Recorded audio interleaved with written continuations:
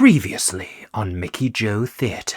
Ride the Cyclone, one of the musical theatre internet's favourite shows of the last few years, entirely managed to pass me by. I now need to actively pursue the opportunity to see Ride the Cyclone performed somewhere on stage. I mean, this would be a fantastic time for the show to get some kind of a UK or European premiere. Sorry, did I say I hope Ride the Cyclone is getting a production in the UK? Sorry, what I really meant was I know Ride the Cyclone is getting a production in the UK. Don't be mad at me though, because now, so do you. Oh my god, hey, welcome back to my theatre-themed YouTube channel. My name is Mickey Jo, and I am obsessed with all things theatre. I am a professional theatre critic and content creator here on the internet, and I am here to bring you the very exciting news that Ride the Cyclone, the Canadian-written off-Broadway cult musical that went super viral on TikTok a few years ago, is finally set to receive its UK and European professional premiere at Southwark Playhouse in London later this year. This is hugely exciting theatre news, especially for the very dedicated fan base which the show has attained. It hasn't yet been produced either in the West End or on Broadway, but this is another important stepping stone in its path to success, and I'm very excited because it means hopefully I will finally get the chance to see a production. And this news is so exciting to me personally that I thought I would dip my toe into the world of Ride the Cyclone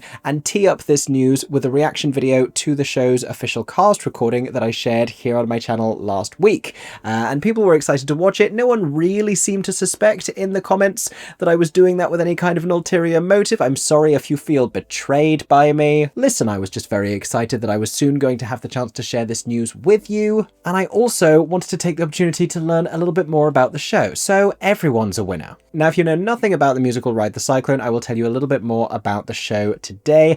And if you are very excited about this news, I will tell you everything that has just been announced and that we know so far. We don't have casting yet, but we do have a lot of exciting information from which we can extrapolate a little bit of a sense of what this production might look like. But as always, I am particularly excited to hear your thoughts. Let me know in the comments section down below how thrilled you are to have the chance to see Ride the Cyclone finally in the UK. Let me know how we feel about this. Is anyone planning on flying from elsewhere around the world? Let me know. In the meantime, if you enjoyed today's theatre news recap, make sure you're subscribed right here on YouTube. Turn on those notifications so you don't miss any of my upcoming videos, or feel free to follow me on podcast platforms. And bear in mind, tiny people in my camera, as we move forwards with our relationship together, just know that nothing I ever share here is a coincidence. Now, let's talk about Ride the Cyclone, shall we?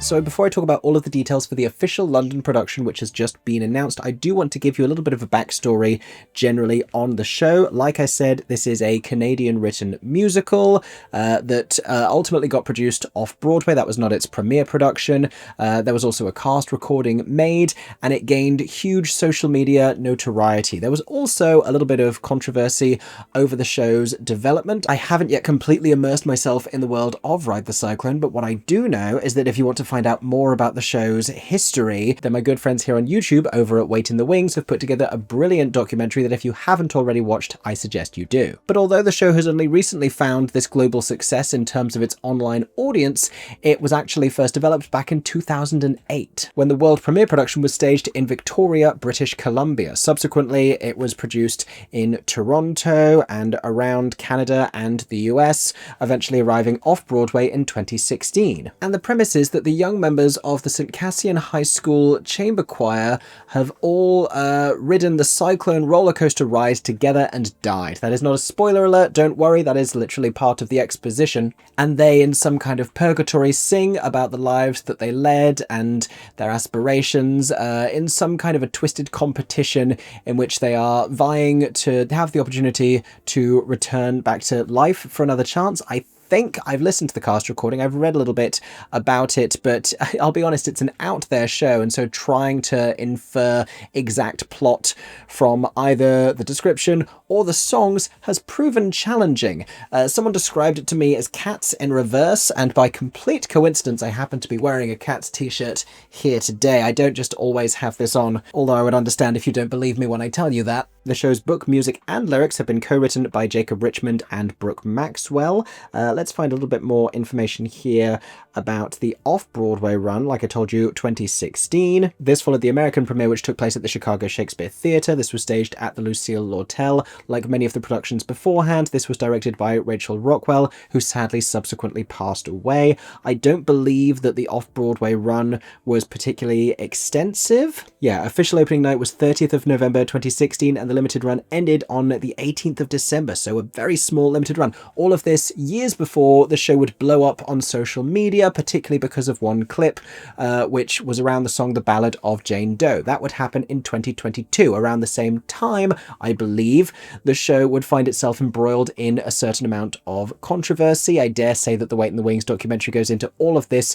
in much more scrupulous detail, but I understand that there has been a bit of backlash involving the show's depiction of a disabled character and ableist language used within the show, and also the nature of how that role has been cast. What it's worth pointing out as we look towards the upcoming London production is that I do believe this is a revised version of the material, so that's going to be very interesting when it arrives.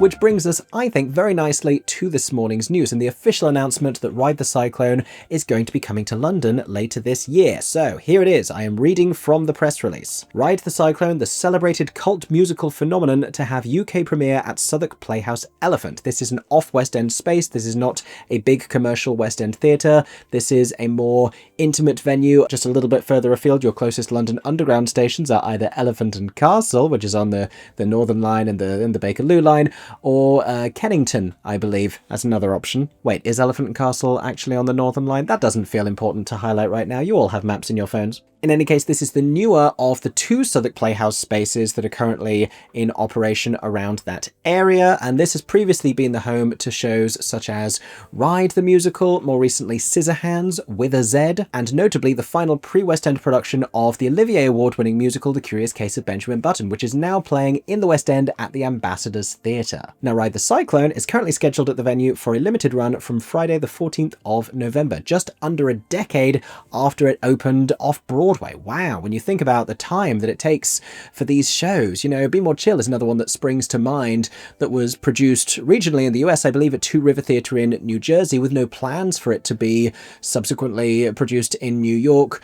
But I believe it was the cast recording and the popularity of the cast recording that gave it this resurgence and enabled it to have a further life and then go on to gain a much bigger profile. And social media seems to have done that as well for Ride the Cyclone. Had it not gone viral on TikTok, who's to say if this production would be happening? Let's carry on. So this is being produced by Kevin McCullum, Maurice Burchard, and Jack Maple. One of those is a Canadian producer, one of those is a huge American producer, and the other is a brilliant British producer. They are delighted to announce together that the UK premiere of Ride the Cyclone, written by Jacob Richmond and Brooke Maxwell... Oh, I read that sentence wrong. That's literally, that's what they're announcing. The musical previews at Southwark Playhouse Elephant from Friday the 14th of November, running for a limited engagement until Saturday the 10th of January 2026. But I dare say if it goes on to be like a huge sellout success, there's no guarantee that this wouldn't necessarily extend a little further into the new year. There's every possibility that there's already something booked in afterwards at Southwark Playhouse Elephant. They have a decent turnover. You know, there's a lot of shows vying for those kind of more intimate off-West End spaces. It's a very crowded time in the UK at the moment, and you have big producers like ATG producing shows at the Charing Cross Theatre, at the other Palace Theatre. So, you know, they've become very in demand, but I think this has the capacity to sell very well, actually. Now here is what this press release tells us about the show. Here is the synopsis. Buckle up for the ride of a lifetime. Darkly funny, wildly imaginative, and surprisingly heartfelt, Ride the Cyclone is the international musical phenomenon crashing into London. When a freak roller coaster accident claims the lives of 6 teens, they find themselves trapped in limbo and offered one last shot at life. One by one, they step into the spotlight to prove why they deserve a second chance at life. Ride the Cyclone is a genre-defying journey through big dreams, dark secrets, and the search for what makes a life well lived.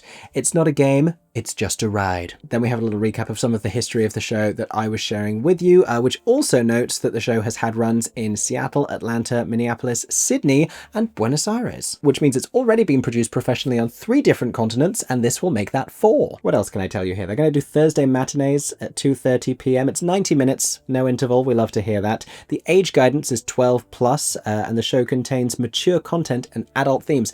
I've listened to the cast recording, and if you haven't, then let me tell you, the show does in fact contain adult content and mature themes.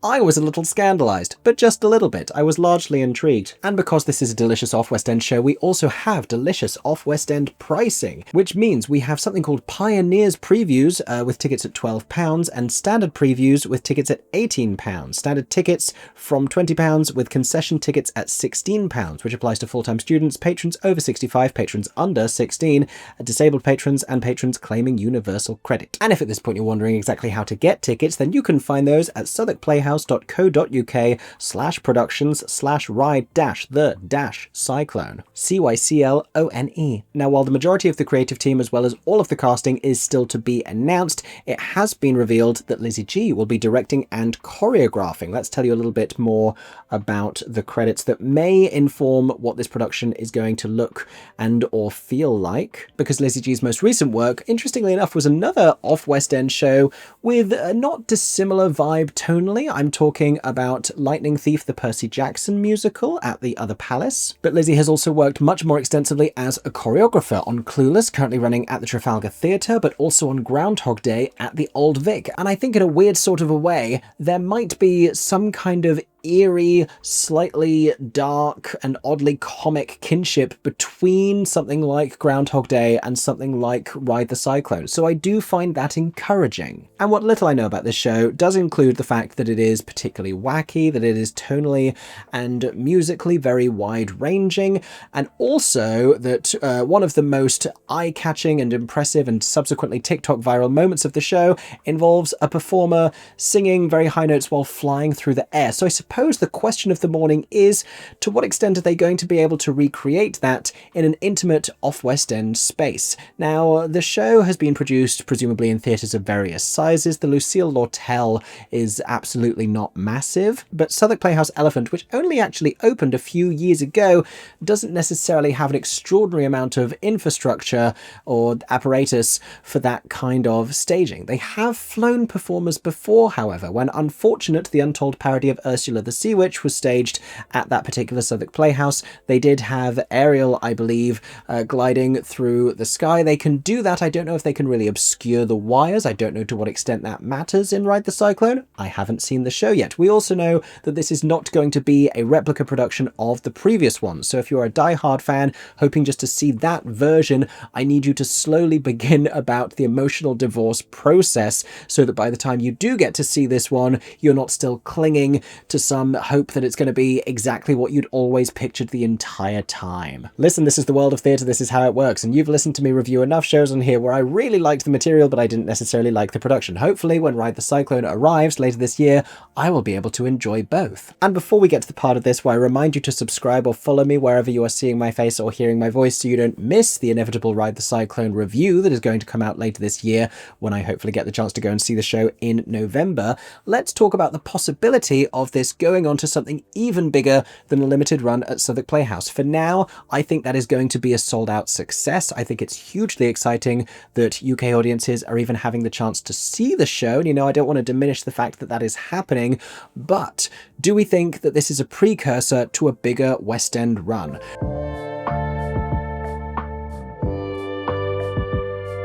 Well, we do have some heavyweight producers involved here, including Kevin McCullum, who is the biggest producing name on this press release. Kevin is best known in the industry as being a Tony Award-winning producer of Rent. He was also a producer of such Broadway hits as Avenue Q and In the Heights. More recently on his roster, shows like Six the Musical, Oh Mary on Broadway, The Notebook not too long ago. He has a bunch of upcoming projects in the US and the UK, including the UK production of Something Rotten, including hopefully a UK production of The Notebook, Notebook, just to remind you that that's meant to be happening at some point. Also, the yet-to-premiere musical adaptations of Black Swan and A Night at the Museum, as well as 2 brilliant British-written shows that started their lives in the UK and are now being produced regionally in the US. I am talking about 42 Balloons and Two Strangers Carry a Cake Across New York. Kevin evidently is a very big deal. He is joined on this by the wonderful Jack Maple, who is having a very busy year because he is also producing The Hunchback of Notre Dame in concert at the Prince Edward Theatre. These already sold out events being the latest in a line of brilliant concert stagings that he's put together, including the anniversary concert of Spring Awakening at the Victoria Palace Theatre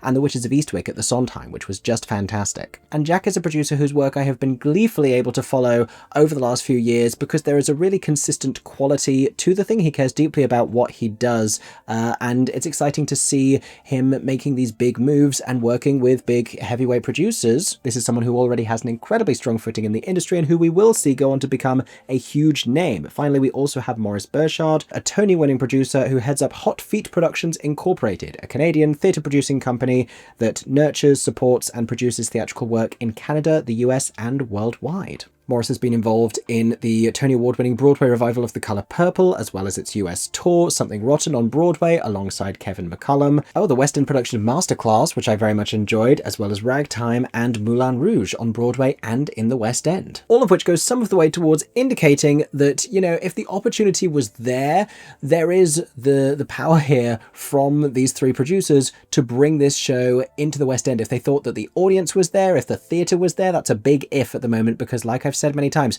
the West End is incredibly congested and there just aren't that many viable theatrical houses currently free. But if the stars were to align, if a production were to unexpectedly close early and a theatre was to become available and, you know, this initial production had gone well and had sold well, I see no reason why Ride the Cyclone couldn't transfer into the West End. And from then, if it becomes a really big success, who's to say that that production couldn't then go to Broadway? There is a tangible path of possibility here that fans of this show ought to be getting palpably excited about. But first, you have to buy tickets to go and see it at Southwark Playhouse because A, it needs to sell well to prove to the powers that be that there is an audience for this cult musical and that they aren't just on TikTok, that they're actually going to show up at the box office, because no one really knows about these things until they happen. And B, A was too long and I forgot what B was. Nope, it's come back to me.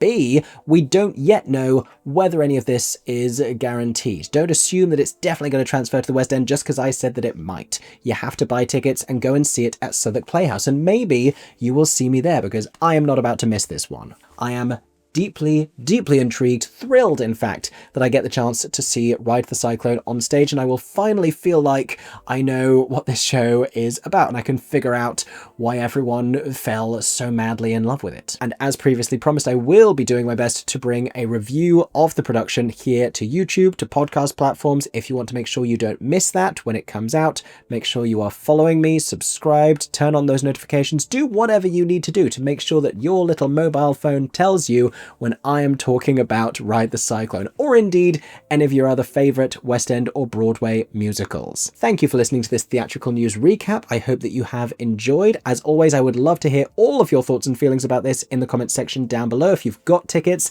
let us know if you're seeing the show. I think that's very exciting. And in the meantime, I hope that everyone is staying safe and that you have a stagey day.